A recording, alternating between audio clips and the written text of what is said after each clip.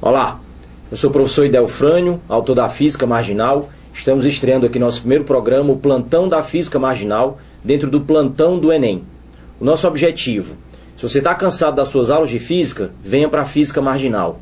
A intenção aqui é que nós possamos fazer um apanhado dos fatos que acontecem no mundo e observar a física às margens de cada acontecimento. Eu sou fã de um seriado da década de 80, talvez muitos dos que estão assistindo a gente não conheçam, chamado MacGyver. O MacGyver era um cara que resolvia as coisas de maneira prática e objetiva. Quando eu era garoto, comecei a assistir, me disseram que aquilo era física, daí o meu interesse em estudar. O meu pai é um cara muito prático, e quando eu comecei a estudar física e explicava as coisas através dos cálculos e das fórmulas, ele sempre dizia: cuidado, na teoria é uma coisa, na prática é outra. Daí vem a minha formação com física, como autodidata, como fã do MacGyver e tendo meu pai dizendo: na teoria é uma coisa, na prática é outra. Nós precisamos de uma educação contextualizada. Muitas vezes não temos, na estrutura da instituição que nós estudamos, uma condição de participar de laboratório de física.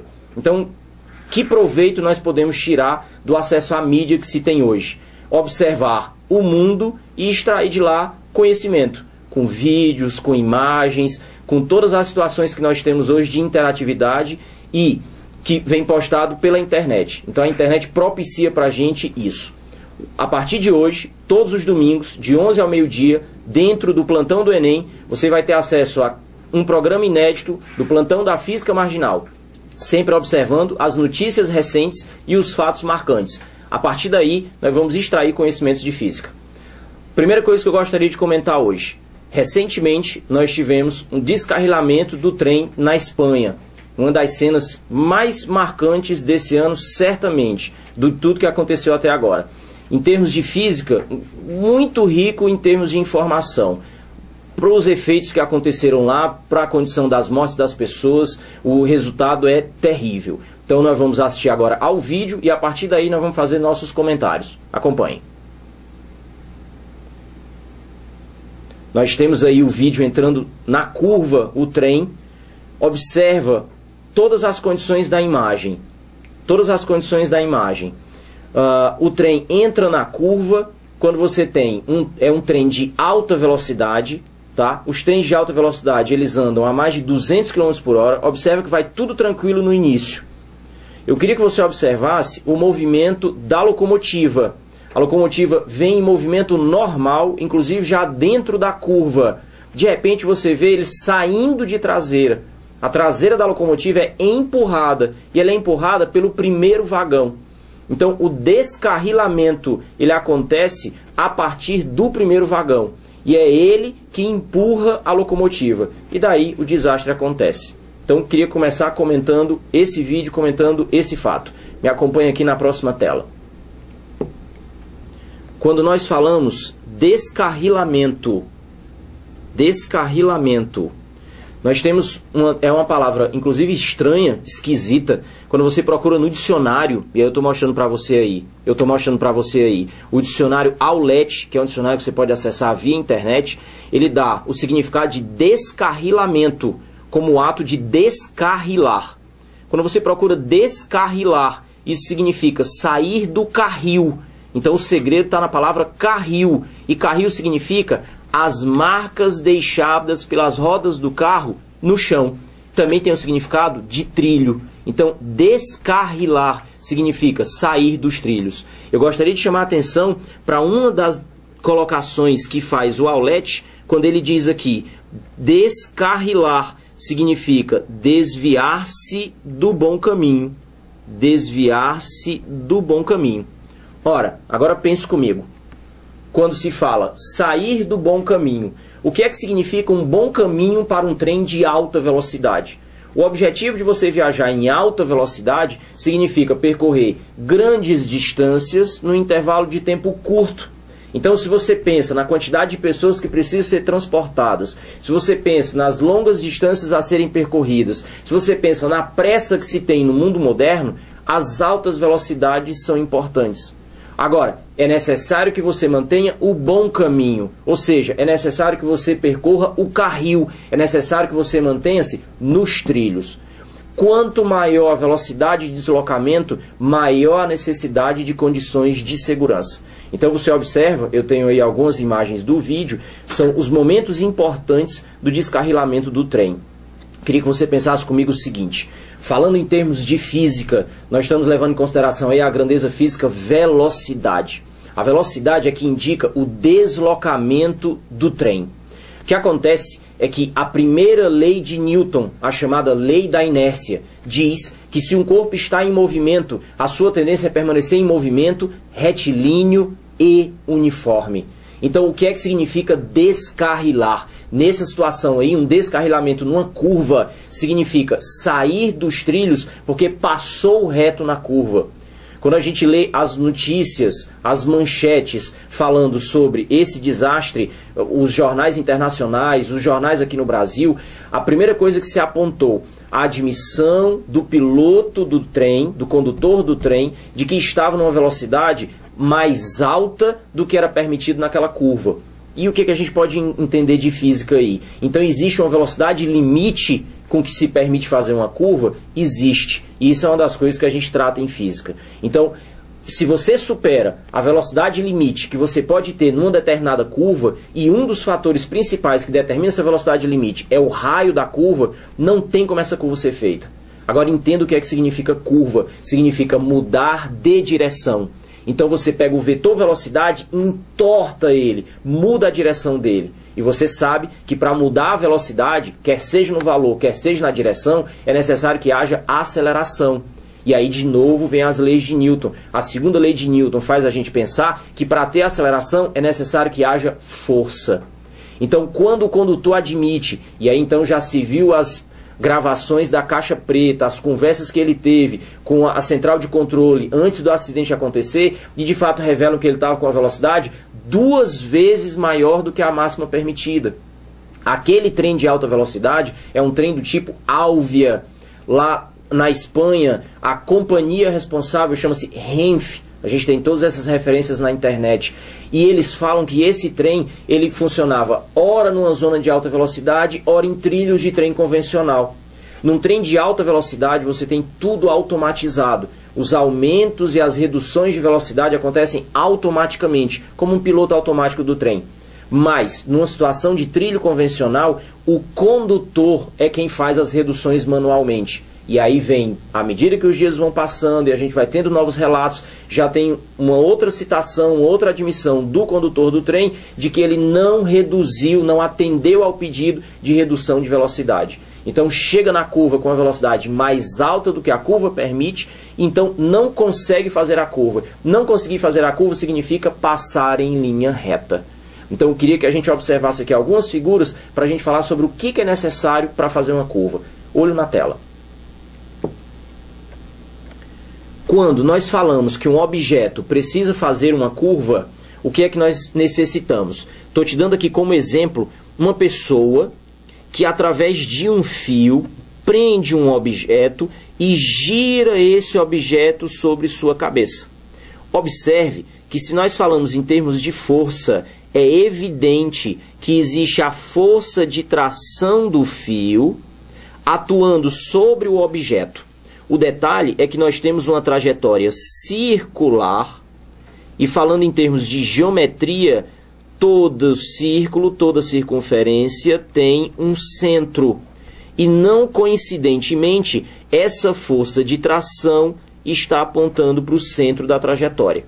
Nós dizemos então que essa força está exercendo uma ação centrípeta.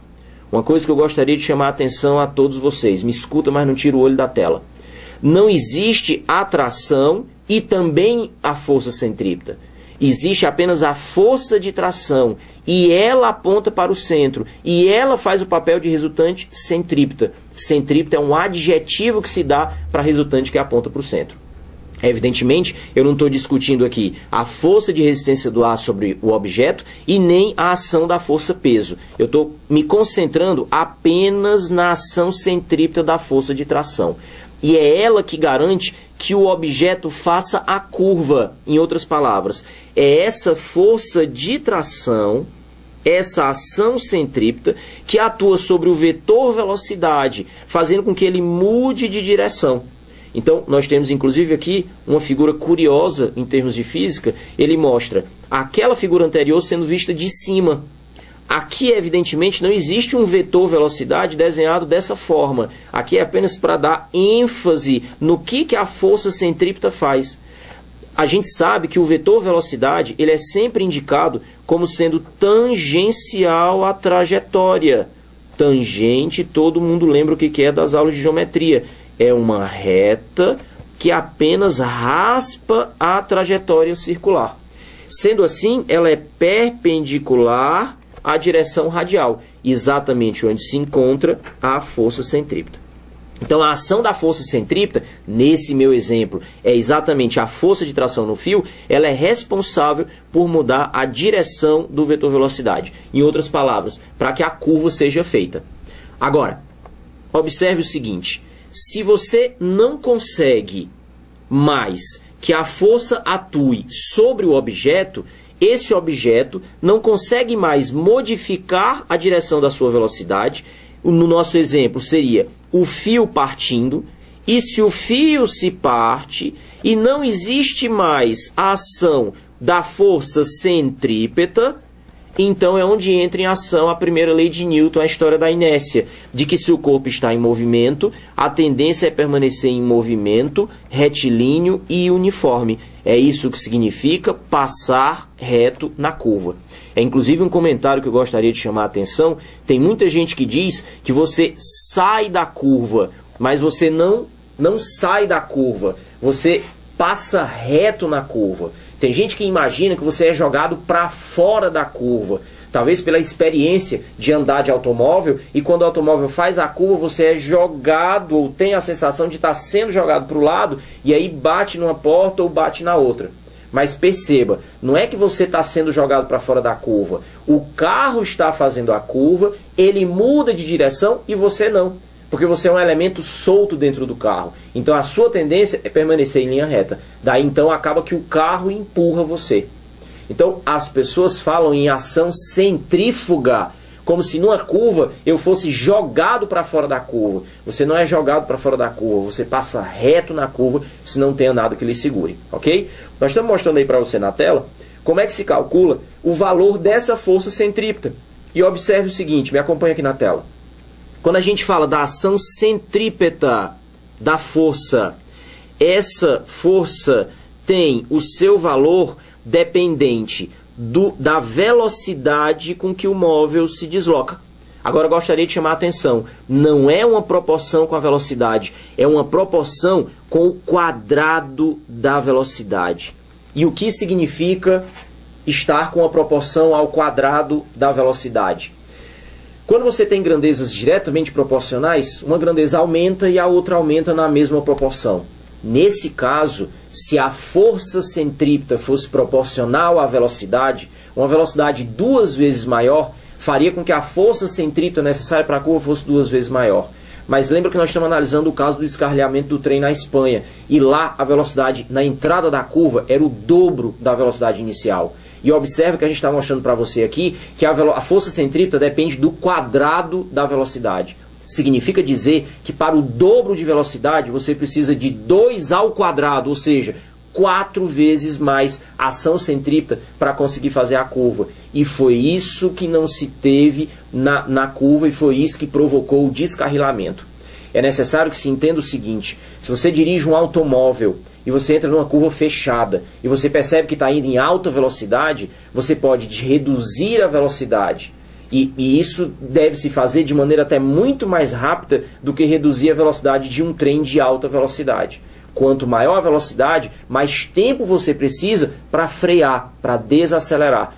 E o que aconteceu nesse caso, segundo os relatos, é que o condutor freou tarde demais. Está relatado que ele ainda conseguiu acionar os freios, mas já estava dentro da curva. E aí, se você já está necessitando da força centrípeta e ela não aparece, ou não aparece em quantidade suficiente, porque a velocidade estava em excesso, não tem como você fazer a curva, não tem piloto que consiga segurar. Aí entram as leis da física.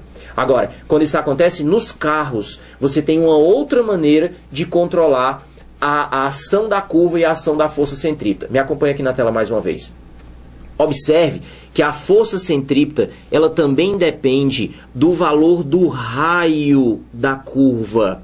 Se nós estamos falando de trilhos de trem, o raio da curva já é previamente determinado. Não tem como você modificar a curvatura dos trilhos.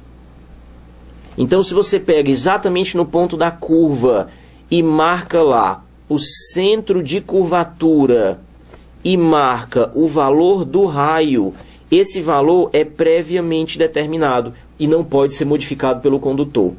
Coisa que não acontece se nós estivermos, por exemplo, dirigindo um automóvel.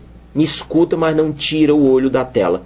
Estou reproduzindo aí para você uma ilustração com a visão superior de uma curva, notadamente uma curva de um autódromo, onde acontecem corridas de automobilismo.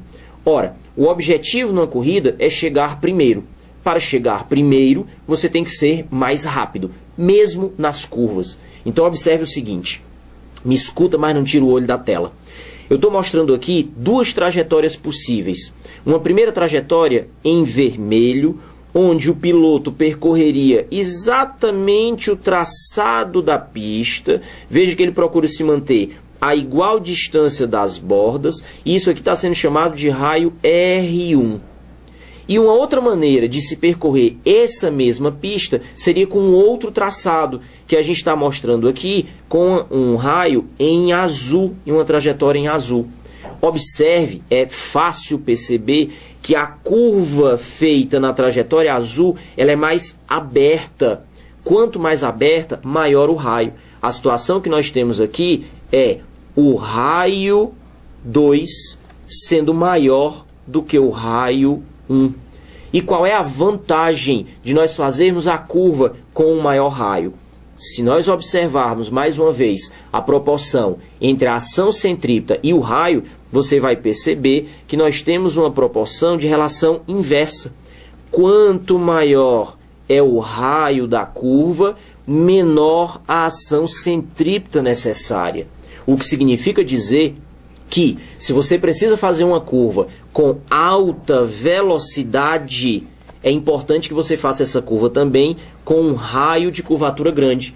No caso do automobilismo, uma das maneiras que se tem de fazer isso é você mudando o traçado. Então é por isso que quando nós assistimos às corridas de Fórmula 1, por exemplo, no final da reta o piloto puxa o carro para fora da curva. Então muitas vezes o pneu passa sobre a zebra que aparece aqui na parte externa.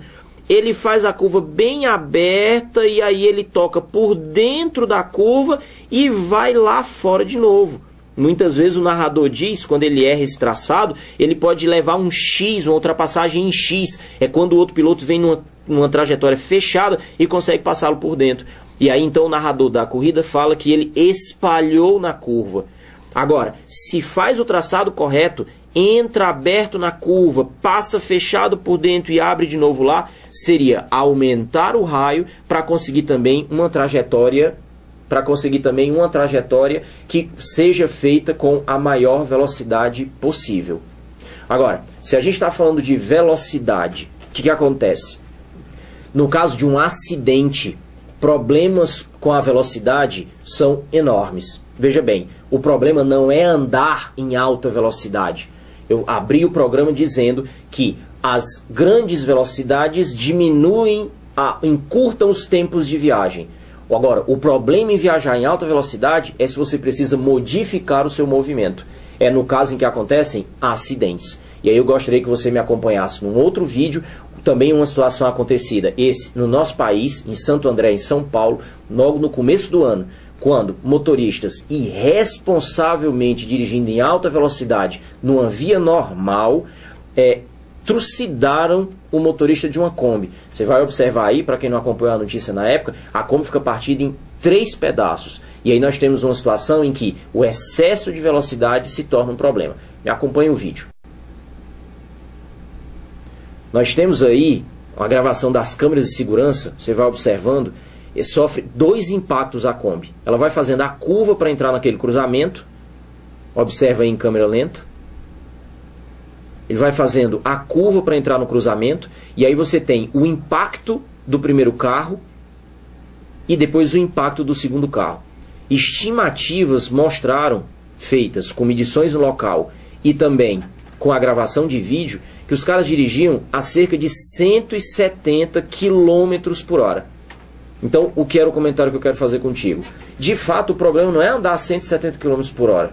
O problema é se você precisar parar estando a 170 km por hora. Se você precisar modificar a sua trajetória andando a 170 km por hora. Então, veja bem, andar em alta velocidade te dá algumas vantagens, mas você parte do princípio que vai dar tudo certo. A gente sabe que não tem limite de velocidade, pelo menos no nosso país, maior do que 110 km por hora. Se for numa estrada federal, sem trânsito, em via aberta. E em muitos locais, a velocidade é controlada. O máximo aí vai a 80 km por hora, dentro da cidade 60, às vezes até 40 km por hora. E aí você tem um cidadão que não obedece aos limites de velocidade. O que ele pensa? Que nada vai dar errado, que não vai ter nenhum obstáculo à frente. Ele pensa que ele consegue vencer a inércia e consegue parar o carro instantaneamente. E aí então esse era o próximo comentário que eu queria fazer. O que acontece para você, viajando em alta velocidade, reagir a uma situação de modificação do movimento? Me acompanha aqui na tela.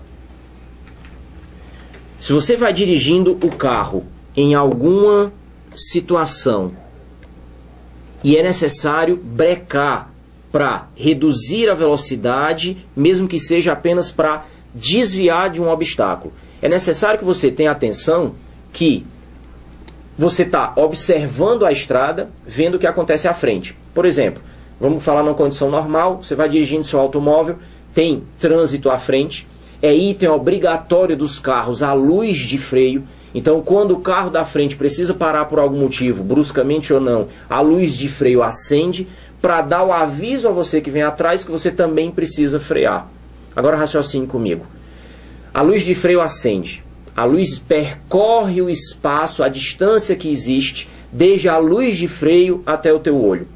Na hora que a luz entra no teu olho, você ainda não enxergou. É necessário que essa luz, absorvida pelos cones e bastonetes, vire impulso sináptico, vai até teu cérebro. Lá é que você enxerga. E lá também é que você interpreta a informação e decide uma ação. Nesse caso, uma reação. Ou seja, envia informação para o músculo da perna para pisar o freio e conseguir desacelerar o teu automóvel. Agora raciocine comigo. Por mais que você tenha um bom tempo de reação, leva um tempo até que você reaja. E durante esse tempo, entenda, o seu carro continua andando com a velocidade que ele estava anteriormente. O carro da frente já está desacelerando.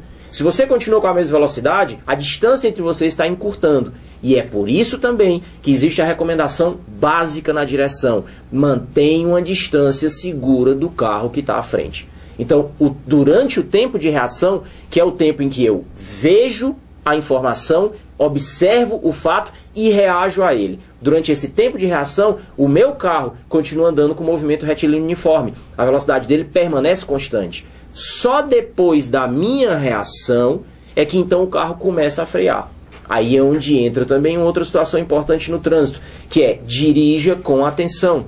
Então é importante não se distrair com celulares, com conversas, mesmo dentro com a pessoa presencialmente no carro, coisas que tirem a tua atenção da estrada. Já foram feitos testes que é uma pessoa falando ao telefone, usando o celular, mesmo que não seja segurando com a mão, ela pode ter um viva voz, pode ter um fone de ouvido, mas durante uma conversa, quando você precisa ouvir a outra pessoa, interpretar informações, às vezes até contar uma história ou responder a perguntas, de duas uma, ou você vai estar inventando, criando uma resposta para dar, ou você vai estar lembrando de alguma coisa para dizer. É fato conhecido em psicologia que quando você precisa acessar a memória ou acessar a sua imaginação, tu desvia o olhar ou para a esquerda ou para a direita. Se você está dirigindo, isso é um problema. E se ainda existe o tempo de reação, então é preciso estar de olhos grudados na estrada. E como nosso objetivo é falar da física às margens dos eventos e falando de tempo de reação, queria te mostrar aqui uma sequência de figuras para que você aprenda a medir o seu tempo de reação, e é uma coisa que você pode fazer na sua casa. Me acompanhe. Precisamos simplesmente de uma régua e uma calculadora para você conseguir descobrir com certo grau de aproximação o valor do teu tempo de reação. Então, observe na sequência das imagens, eu queria que você ficasse esperto em 2 detalhes. A situação aqui é a seguinte: existe uma pessoa que está segurando a extremidade dessa régua à frente da mulher que você vê aí na imagem. A ideia é que ela fique preparada, você está observando aqui, ó, que ela está com os dedinhos prontos para agarrar a régua. Os olhos atentos à situação. O 0 da escala fica aqui alinhado com os dedos dela. A ideia é que quem está dirigindo a experiência vai soltar a régua sem aviso. A pessoa precisa simplesmente agarrar a régua. Observe, é uma situação muito parecida com o que a gente mostrou agora do trânsito. Você está observando o fenômeno e vai acontecer uma coisa sem aviso prévio. Você precisa observar, avaliar, decidir e reagir. Então, isso leva em conta o tempo de reação. O detalhe é que aqui nós temos um objeto em movimento sob a ação da aceleração da gravidade. A régua vai descrever aí aproximadamente uma queda livre. Apesar de ser uma situação real, a gente está levando em consideração a resistência do ar, mas por isso usar uma régua. Ela é tão fininha, então se ela é muito fininha, você pode desprezar a resistência do ar nessa brincadeira. Acompanhe a sequência de imagens. Eu fiz vários print screen do vídeo que mostra essa situação. Observa que a régua já começou a cair, olha a posição. E eu queria que você observasse agora essa terceira imagem, o momento da reação psicológica da pessoa. Inevitavelmente, numa situação dessa, a pessoa pisca o olho. Repara que aqui ela já está pronta para agarrar a régua. E na hora que ela consegue prender a régua, se a gente conseguisse observar essa imagem aqui mais de pertinho, você vai ver que a régua caiu quase entre 15 e 20 centímetros. E isso equivale o tempo que ela levou, a participante da experiência, para agarrar a régua. O que acontece? Durante o tempo que a pessoa precisou para reagir à situação, você tinha a ação da gravidade fazendo com que o objeto, no caso a régua, caísse em queda aproximadamente livre, que é o que em física nós chamamos movimento retilíneo uniformemente variado. Então, você pode utilizar o tempo de queda da régua e o espaço percorrido por ela para medir o tempo de reação da pessoa.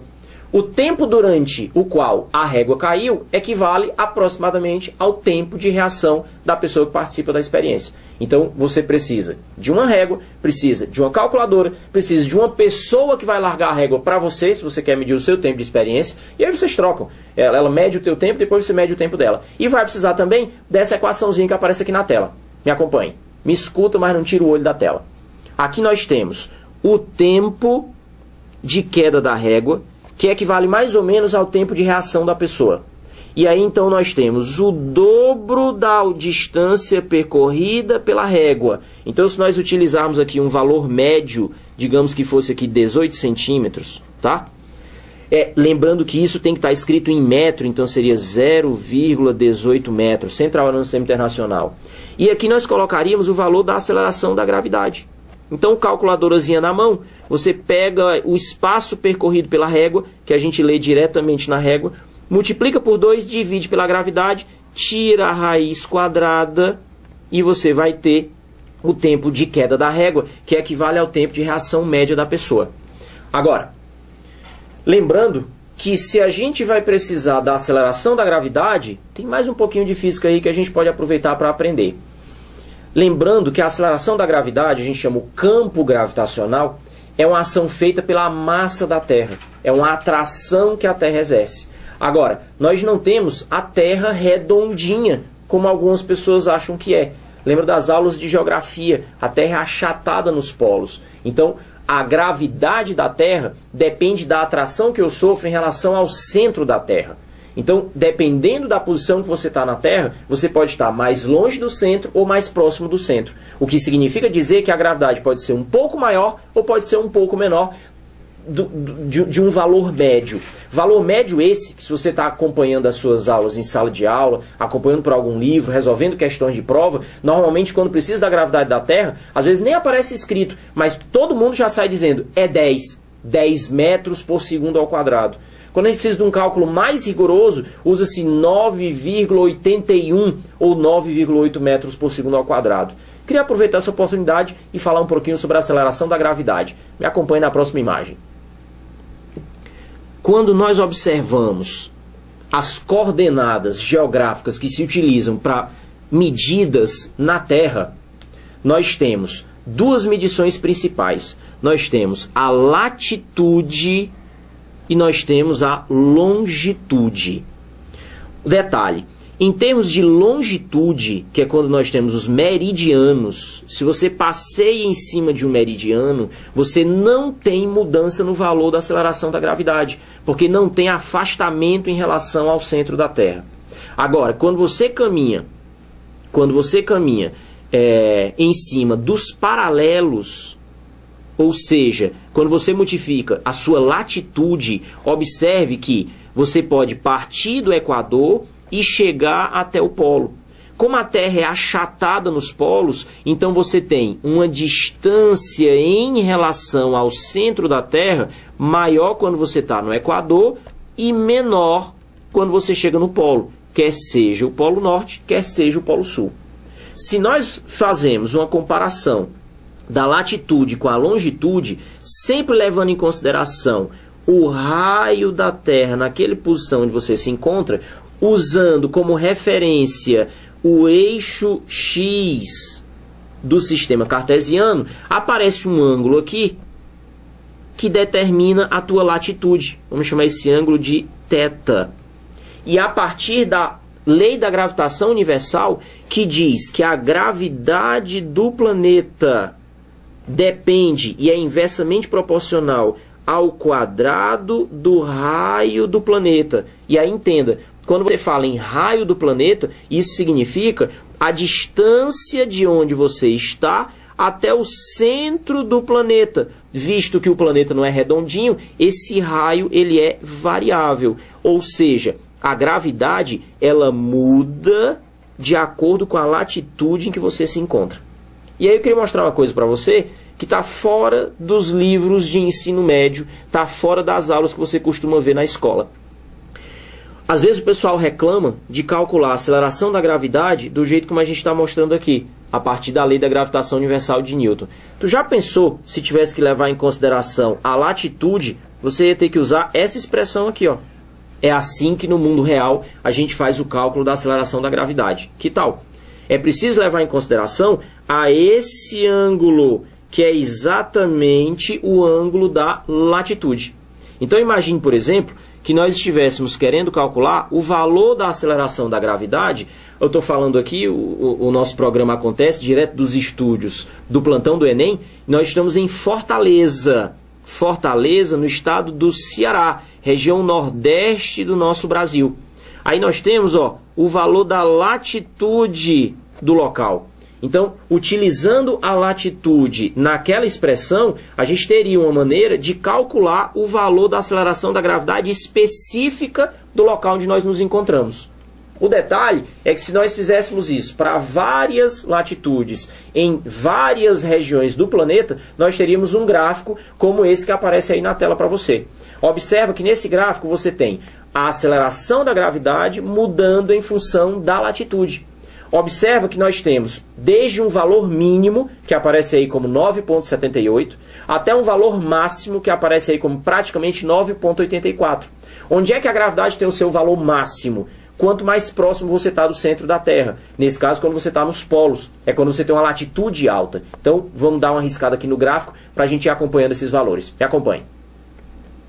Quando nós temos uma latitude grande, é quando nós aparecemos no polo da Terra. E nesse caso, nós temos uma gravidade também de valor alto. Porque a latitude é alta, mas a distância até o centro da Terra é pequena, porque a Terra é achatada nos polos. Quando nós temos uma latitude baixa, é quando nós estamos próximos do Equador. E nesse caso, nós temos um valor de aceleração de gravidade baixo, porque como a Terra é achatada nos polos, então ela é mais larga exatamente no cinturão do Equador, o que faz com que nos afastemos do centro da Terra e a gravidade aqui seja menor.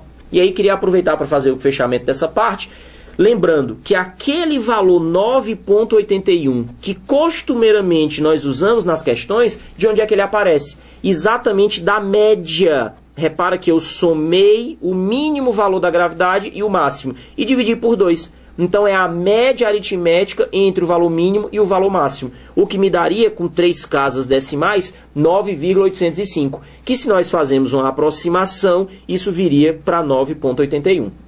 E aí, para facilitar a tua vida, lá naquela história do cálculo do teu tempo de reação, a gente poderia jogar esse valor médio, que serviria então para, independente de onde você estiver, e aí nós temos aí pessoas nos assistindo de vários locais do país, a gente já pode colocar o valor e simplificaria ainda mais a nossa expressão. Basta então que você faça o cálculo da altura de queda da régua, como nós demonstramos, divide esse valor por 4,9, tira a raiz quadrada, e aí então você vai ter o valor aproximado, tá? Isso não serve para efeitos de muita precisão, mas nós teríamos aí o valor aproximado que nós poderíamos utilizar para o seu tempo de reação, ok? Bom, nesse ponto do programa eu gostaria de dar alguma informação. Se você fizer esse teste em casa e registrar com fotos, com informações, com tabela, com anotações, com vídeo, envia para a gente. Manda isso para o nosso site, manda isso para a nossa página no Facebook, facebook.com/física marginal, o blog fisicamarginal.com, e a gente transforma esse teu material numa questão. Um dos projetos principais que nós fazemos hoje na Física Marginal e utilizamos aqui no plantão do Enem é a elaboração de questões originais baseadas na matriz de referências, ou seja, levando em consideração as competências e habilidades para o uso dos objetos de conhecimento que a prova do Enem exige. Então, vamos participar. Você pode mandar sua informação via chat, faz essa experiência depois e vai me dizendo aí, vai mandando as informações, mede o tempo de reação de todo mundo que tem na tua casa. Agora, deixa eu te dar uma dica. Se você for fazer essa história do tempo de reação e tiver um colega que você possa fazer uma brincadeira, utiliza assim, ó, olha aqui na tela. Ao invés de usar a régua, faz a brincadeira com a cédula. E aí faz valendo a cédula. Se ele agarra, ele fica. Se ele não consegue pegar, agora deixa eu te dar uma dica. Antes, mede o comprimento da cédula. Faz a experiência com a régua e depois tenta com a cédula. E assim tu sabes se tu vai se dar bem ou não, ok? Bom, nesse ponto do nosso programa, nós vamos fazer uma paradinha, 30 segundos, para a gente voltar para o próximo bloco e aí fazer o nosso encerramento, ok? Não sai daí. Qualquer coisa, estamos aqui disponíveis via chat. 30 segundos.